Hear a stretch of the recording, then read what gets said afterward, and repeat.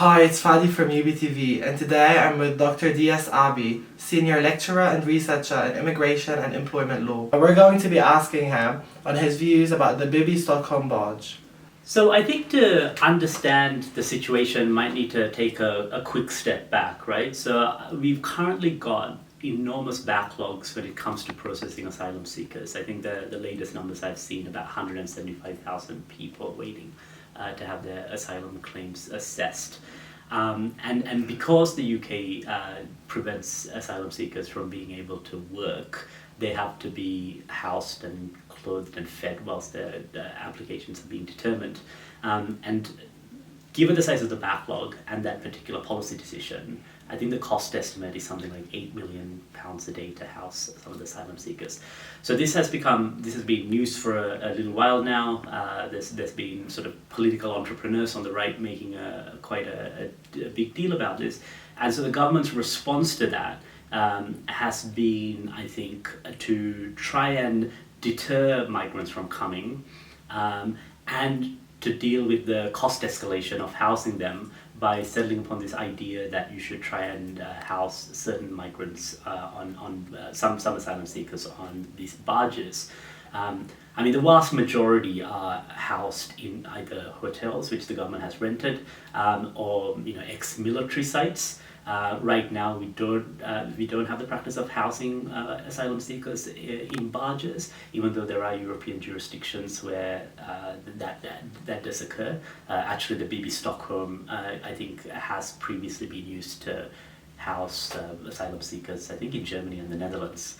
And so now, of course, the UK has purchased a lease agreement and seeking to house asylum seekers on the Bibby Stockholm.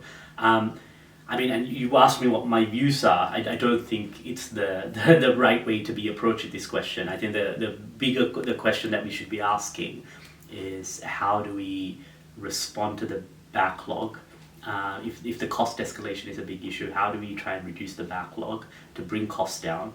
And I think the Labour Party, for example, they have had in the past a tendency to follow the government down into the gutter. But on this particular issue, I think the attitude is the correct one, which is to try and hire a number of decision makers, essentially. So I think their plan is to hire like 1,000 decision makers to try and clear the backlog, to try and get it as low as possible. And that, to me, seems to be a much more sensible way of bringing down the cost escalation than trying to house people on this barge, which has all sorts of problems associated with it, which I'm sure we'll go into shortly. How do you feel about the recent decision to deny a judicial review of the barge and the subsequent confirmation of asylum seekers' return to the facility, despite its previous health and safety disputes? This is a good point to sort of raise some of the issues that have been raised with housing asylum seekers on the barge. One issue is, I think, the cramped conditions. That barge can, I think, fit,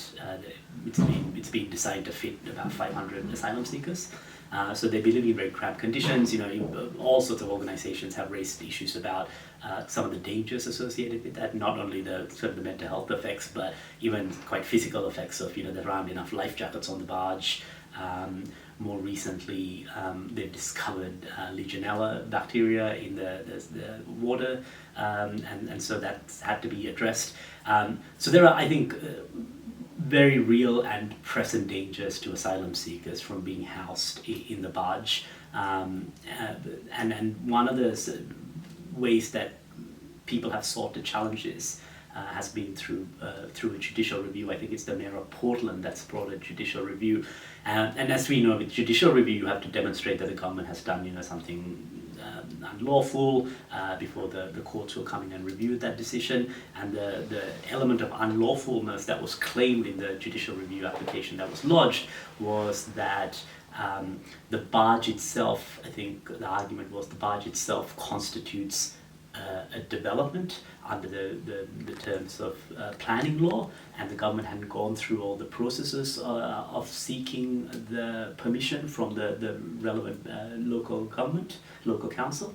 And so I think the mayor of Portland had lodged a judicial review application, but my understanding is it got rejected essentially at quite an early stage on the basis that there was no arguable case. So I mean, I don't have a very strong view of whether that decision was legally the correct one. It seems to be a little bit of a stretch to claim that mooring a barge in Portland constitutes a development and therefore should go through planning law. And certainly the judge found that argument wasn't a particularly strong one. Do you feel like the Home Office is taking a very orthodox approach where non-British nationals are being segregated again? And does it remind you of any immigration events that happened in the past? I think probably if you're looking at historical analogies, the thing you could potentially go back to is during the two world wars, there was the internment of obviously enemy aliens in camps around the place. But I'm not sure that's the most appropriate an analogue here, simply because the asylum seekers are free to come and go from the barge.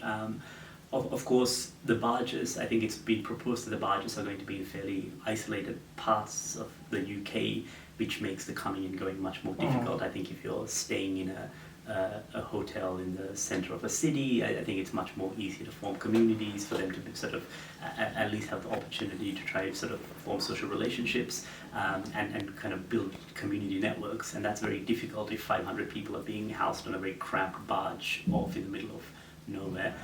So I think for me, rather than historical analogues, perhaps the more useful thing is to look at comparative instances in other countries who have also adopted similar sort of procedures. I mean, the UK certainly isn't the only country that has decided that it wants to adopt a deterrence kind of model towards asylum seekers. And doing things like offshore processing, which is the Rwanda plan, housing asylum seekers in very isolated places. They've certainly been trialled in lots of other jurisdictions, and it seems to be a case of policy diffusion. I mean, in Australia, for example, in the early 2000s, there were large detention centres to house asylum seekers set up in the middle of the desert.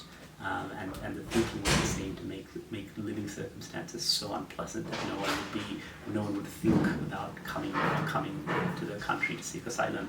We know that deterrence doesn't really work in this context because just the circumstances people are fleeing from are so horrid. I think that however much you mistreat them, you'd have to get to a pretty severe state to sort of meet some of the circumstances that they're fleeing from.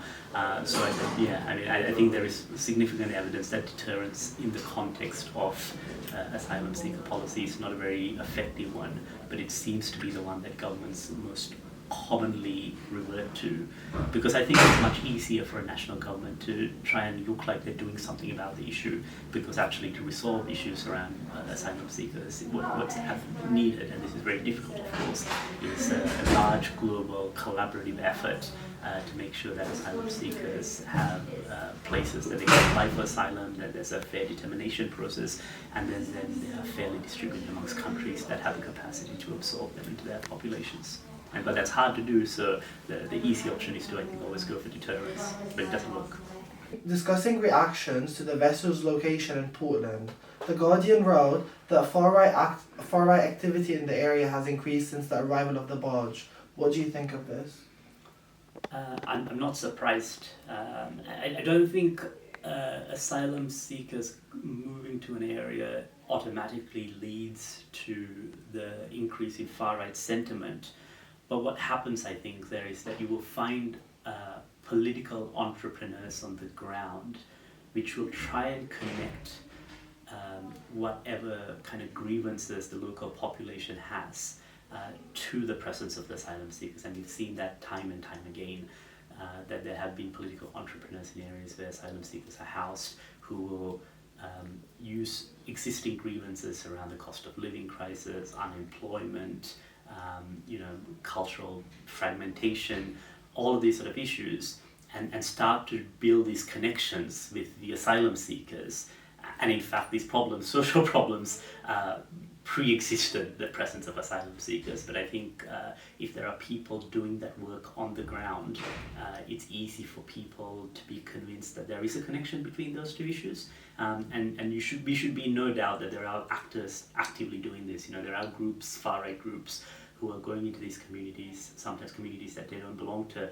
putting out pamphlets and speaking to people on the ground and trying to point out how asylum seekers have caused all of these pre-existing problems. And that is what leads to the increase in far-right sentiment. I don't think it's an automatic process necessarily. Social workers assessed the living conditions and stated that the living conditions are unbearable, especially with the overcrowding. How does this reflect the government's attitude towards its treatment of asylum seekers? Yeah, so that's two questions buried in the one question, and I think the social worker is absolutely right. The conditions on these barges, if it gets off the ground, will be unbearable. I mean, the mental health, for example, of asylum seekers, even when they're housed in sort of hotels and in areas which are more heavily populated, isn't great to begin with. They're fleeing significant amounts of trauma. They're not allowed to work. They lack purpose.